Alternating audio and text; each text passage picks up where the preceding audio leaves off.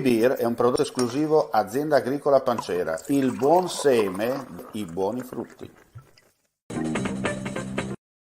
Questa mattina intorno alle 10 la SORES, la struttura operativa regionale dell'emergenza sanitaria, ha coordinato un soccorso con una chiamata giunta dal comune di Varmo da un'attività produttiva. Un uomo di 51 anni è stato colto da grave malore e ha perso conoscenza. Guidati dall'operatore della SORES, i colleghi presenti in quel momento nella sede dell'attività produttiva hanno attivato tutte le operazioni di primo soccorso.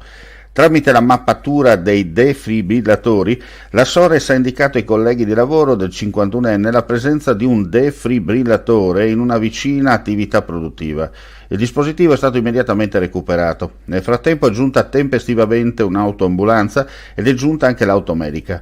L'uomo è stato stabilizzato e è stato successivamente trasportato a Udine in codice rosso. Non è mai stato accolto da arresto cardiocircolatorio, ma la disponibilità immediata del dispositivo salvavita sul luogo del malore è rimasta fondamentale da impiegare in caso di emergenza.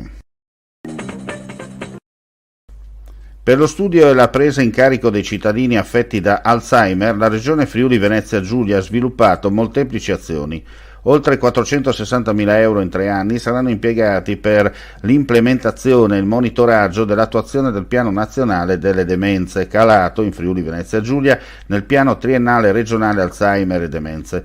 Lo ha sottolineato il vice governatore con delega alla salute del Friuli Venezia Giulia Riccardo Riccardi, che questa mattina è intervenuto a Trieste in occasione dell'iniziativa E se perdi il bus dei ricordi, promosso dall'associazione The Banfield in occasione della giornata internazionale dell'Alzheimer. Sarà composto da 327 stand in rappresentanza di oltre 40 stati il mappamondo di sapori e le cornie del 17° Gusti di Frontiera, manifestazione svelata stamani a Gorizia.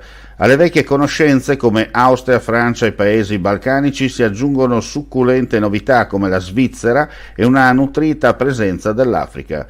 Da giovedì 29 settembre a domenica 2 ottobre il centro del capoluogo isontino si vestirà a festa per accogliere i 17 borghi geografici che saranno l'anima della festa, tra goloso cibo di strada, piatti all'insegna della tradizione ed esotiche specialità.